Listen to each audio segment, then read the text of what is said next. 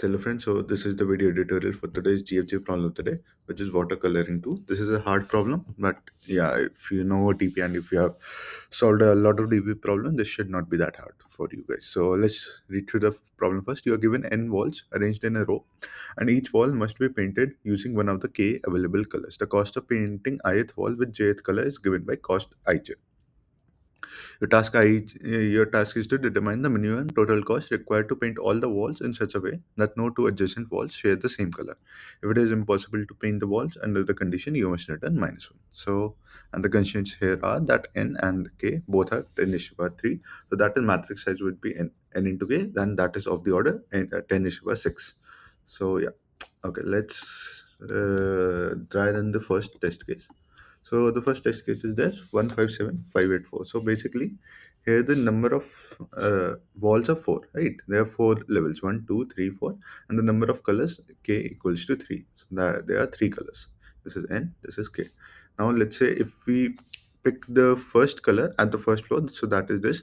Now at the next wall, we cannot pick 5 because these two would intersect. So you have to pick another color. We can pick, let's say, this. So 1, then we pick 4. Now for this, we can pick this. We can pick this, but we cannot pick this because the last has picked 4, right? So we can pick this, and then here we can pick this. So the cost of this would be 1 plus 4 plus 2 plus 1, and that is 6 and 8. So 8, and yeah, I think 8 is the answer here also. Yeah, 8 is the answer. Okay. So this is one way, but there could be any other way. We could have started by picking 5, right?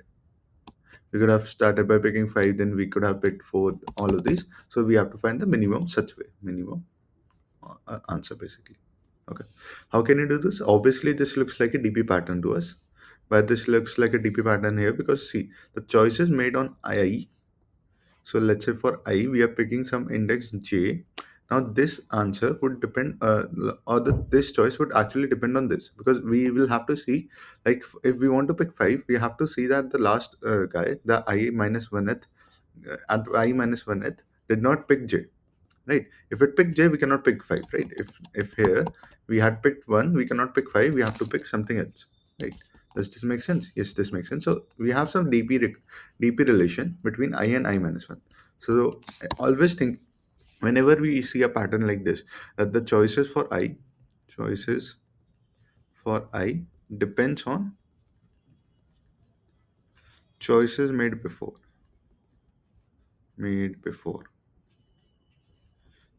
This is dp, right? This is recurrence. This is not DP actually, but this is recurrence. This is recurrence because see, we will have to why this is recurrence is see, for I minus 1 we made some choice. We made, let's say, this choice. Then we went to I. Now so there are some, we can make some choices I, but we can also not make some choices because of the choices made on I minus 1. So we'll have to recur, and then for choices made at I minus 1, we'll have to change the choice, and then we can see that okay, we can pick this. Basically meaning, see, here 157, and the next level is 584. What I mean here is, see, it's pretty simple. When we pick 1, we cannot pick 5, right? We have to pick, let's say, 8. But when so yeah, this is 1, but we'll have to recur here. We'll have to call again, and this time pick 5, so we can pick 5, right? So choices made on I depends on choices made before. So that is why if we made a choice of 1 here, we cannot pick 5. So that is then we'll have to do again an iteration or a recurrence. In that recurrence, pick 5, so we can pick 5, right? This makes sense. I have over explained it. That is fine. So this looks like a DP, but how to solve this? Because see, if we were to do a recur plus memorization solution, I hope you know what memorization is. If you don't, I will tell you. But let's write a recur or a backtracking solution. So what would our backtracking solution be? What would our states be? Our states would be like, if a recur function int recur the current row we are on int I, and now the choices made on I will depend on the choices made on j, or the last choice, basically last choice, right? Last choice. So this would be a DP state. One would be the wall you are currently on, and the next parameter would be the last choice. So let's say you are at this row, and the last choice was 5. So you'll have to maintain this 5, because then we'll go over all the colors for in j equals to 0, j is less than k, and then what we'll do is If j double equals to last choice, then we cannot pick this. Continue. Else we'll calculate our answer as some cost I j plus recur I plus 1, and the last choice is now j because we are picking jth color here. Okay, what would be the time complexity of this solution? Time complexity of the solution is, see, number of states are n square, and the transition time for each state is n. For each recur solution, we are doing n computation. We are going over all the k. N or m we are using here interchangeably. So time complexity becomes n cube. The problem is that n is of the order 10 is to 3, so this would become 10 is to 9, and this would TLE. If this were TLE, or even if this were TLE, how we can optimize? See, the idea is same. We'll have to maintain these two things, but we can optimize it by not using a recur solution or a memoization solution. We can use a straightforward uh, top-down approach, or a iterative DP, actually iterative DP. Now, why this is better is, see, what's the benefit of using iterative DP over recursive DP? Obviously, one advantage is that there is no recursion overhead, right? There's no recursion overhead, so it is always like, even if it doesn't make the time complexity be better, so even if time complexity is still n cube, it would be faster than a recursive n cube solution. Okay, that is fine. But the other part is that when we are calculating DPI, when we are calculating DPI array, we have DPI minus 1 to us available. DPI minus 1 available to us. Now, this advantage is not given to us by recursive solution. Because see, when we are calculating DPI, here we are at I, and we are calculating DPI, but do we have DPI minus 1 available to us? That is, have we fully calculated DPI minus 1? We have not calculated DPI minus 1. Because see, we made some choices I minus 1, then we went to calculate some I. Right. We went to calculate some value at I, but you do not have the full DPI minus 1 available to you. Now, here we have, when here what we do is first we calculate for zeroth row. Okay, why is this happening like this? Okay. Yeah. First we calculate all the values for zeroth row, right? Then we calculate all the value for first row, then we calculate all the value for second row. Right. So here, whenever we are calculating I, all the values I minus 1 or all the values before this are available to us. Now, why is this helpful here is, see, again, the idea is same. We'll have DPI minus 1, or rather, for we'll go for int. So for each row, for int I, for each wall rather, I is less than n, I plus plus. For int j equals to 0, j is less than k, j plus plus, right? So the idea is same. We'll go to all the walls. We'll go to all the colors that we can paint on this wall. The answer would be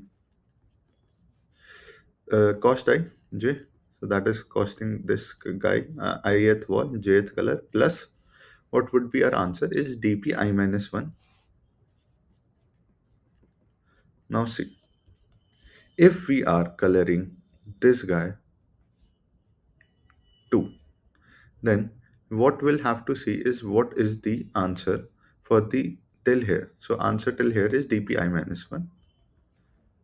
And now we'll have to see, okay, if dpi minus 1, and let's say dpi minus 1 j, dpi minus 1, and if we, so the what are all the states that are that are available? So basically, what are all the states available is dpi minus 1, or rather, let's just write the dp relation here. So dp relation is dp I j, that is painting guy I to j, is minimum over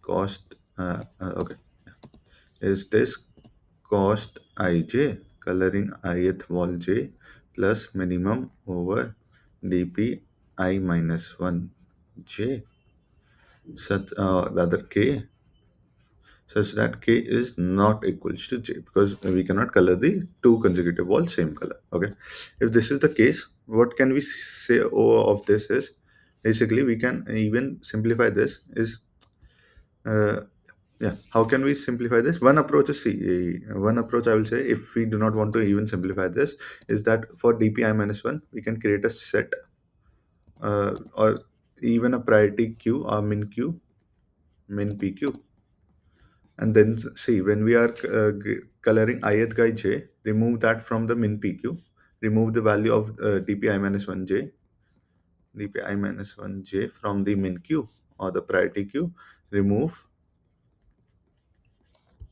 and then we can calculate, when then we can get this thing, right? What I mean here is, see, let's say that, hey, yeah, why this keep happening? Okay.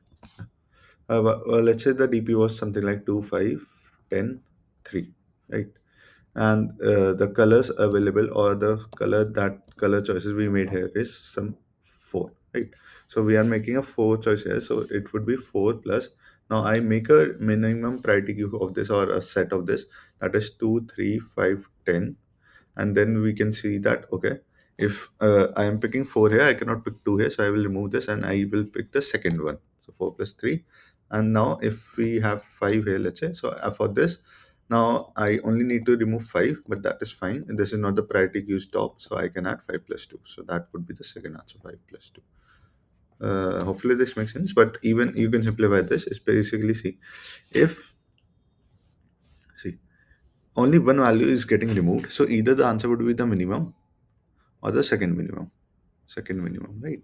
When would the answer be minimum? If j is not equals to the minimum index of dpi minus 1.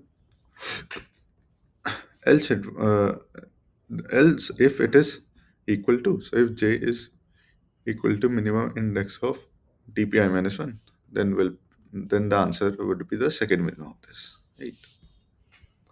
Hopefully this makes sense. So yeah, this is the recursive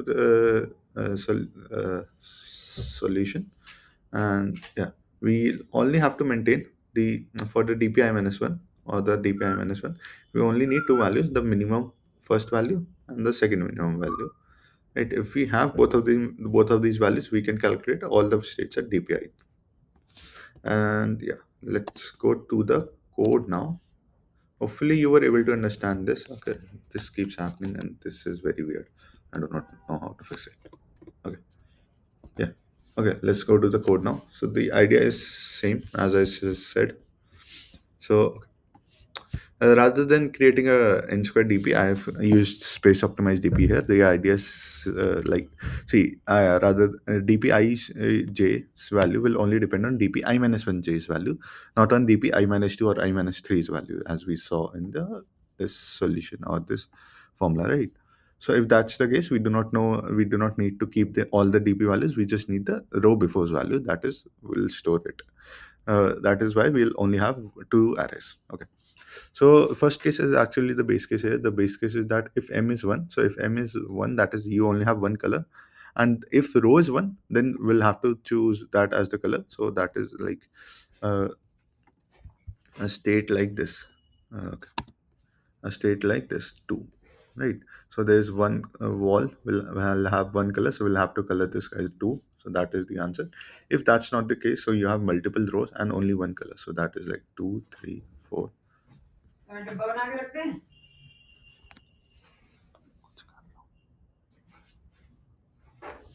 Yeah. So that is, you have these guys. So if you only have one color, so you cannot color multiple guys, because then one of them will have to intersect. Uh, like if you color this guy too, you do not have any choice for here, because there's only one color and you have already colored that color. Yeah, that is why we'll return minus 1. This is an invalid state, and as the question says, if it is impossible to paint the walls under this condition, you must return minus 1. Okay. Now we'll calculate a DPI. So for the first row only, DPI would be just the color itself, right? Now for the next row, as I said, we'll maintain two variables, the minimum one, minimum two. I am calculating the minimum one and minimum two by creating a basically a priority queue. This is a simpler like thing. You can also solve, like, use that way. Create two variables, minimum one, minimum two, and iterate over the array. See if if the value is less than minimum one, then update it at minimum one and update minimum two. If it is only less than minimum two, then update minimum two. All of those things you can also do. This is just simpler for me. to understand. Okay.